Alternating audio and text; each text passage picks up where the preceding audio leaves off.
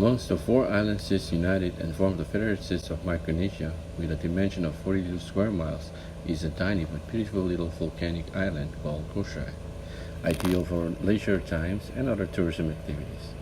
This little island has a dense green forest encompassing over 300 prehistorical as well as historical sites and features. Of all these sites is one that holds great importance to the past lives of Kosrae. It is known as the Lelu Ruins, basically named for its municipality location, but some would call it the Stone City of Kosrae. Lelu Ruin is considered a historic site of great importance. Visually, it qualifies as one of the wonders of the Pacific, along with Nan Atoll in Pond Bay and also the Easter Island status. Lelu Ruin was the ruling center of Kosrae. One important or significant aspect of the landscape is that before the Lelu Ruins was developed, only the mountainous part of the island, of the small island, is the existing dry land, meaning all the flat areas of Lelu Island is basically man-made, or it was built by the population that lived during that time. It was estimated to be 3,000 to 6,000 people on the island, but for Lelu Ruins itself, there were about 1,500 people living here.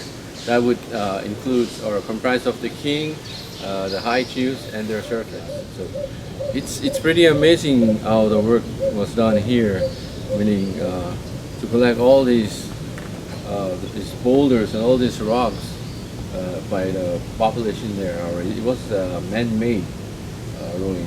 It's also called the Stone City. Mostly we have 5 tombs in the ruin.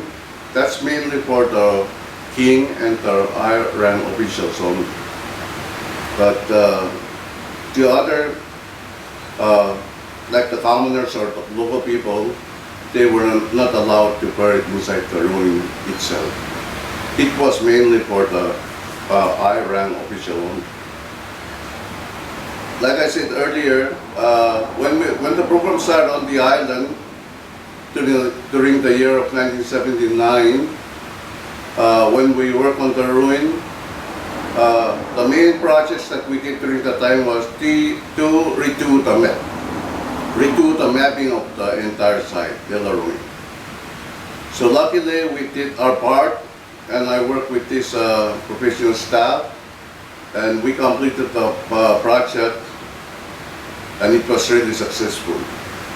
I hope,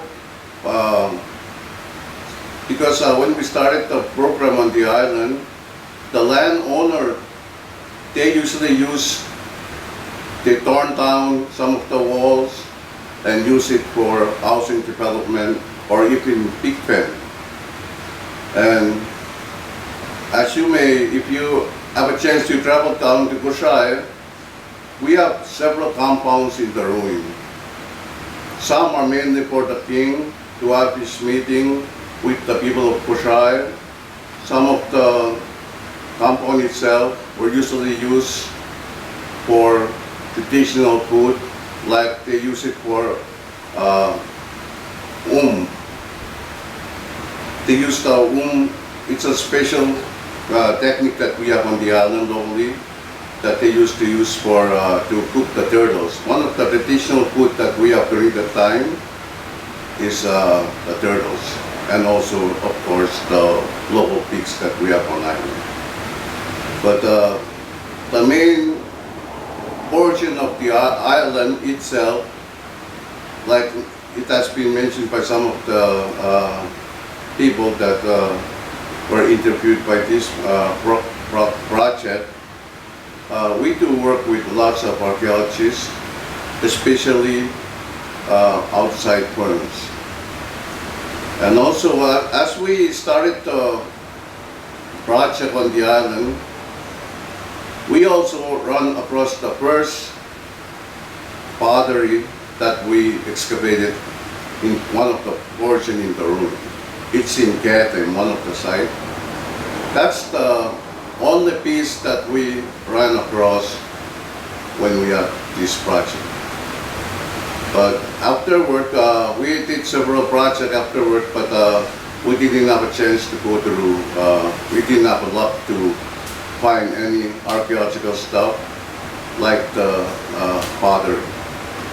But as we do the excavation inside the tomb itself, we found lots of beads, local pipes, and some ornaments that were used for the high officials or even the king.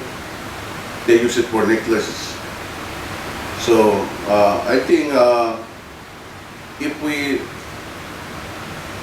haven't to have more information, like to did more excavation in the ruin, I believe we will come across a lots of artifacts or whatever we missed out during the project. Some issues which are important plants within the walls that are really destroying the walls, and the development near the site, and also we have visitors that are throwing trashes everywhere. In the ancient time, the only means of transportation or only access to the site is by this channel, which leads all the way out to the other side of the island, western part of the island, where commoners or anyone that would enter the palace or the place would paddle through the channel with outrigger canoes and try to work their way in here to provide their tributes to the king. So there are a lot of features that are associated within the Lelu Ruins, and those would include dwelling compounds, we have canoe landing areas, crown open area, fishing houses. The Kosrae Historic Preservation is working alongside with the Lelu Ruins Association to look for some funding source to offer projects that would involve site clearing or channel clearing, or even to restore walls that are fallen, and also to look at directional signs that are being weathered or eroded, and to upgrade them by seeking more fundings, especially from the National Park Services or any funders that are available. They're also looking at reducing or building structure. We have visitors that came from all around the world, but since we have the COVID-19 recently, we also face the effects of COVID-19 that really stopped tourists from coming here. But hopefully the borders will be open up soon, and we'll probably have more tourists coming in. And it is also a benefit for the Lelu Ruins to take their time in rehabilitating the site and also do some cleaning work at the site.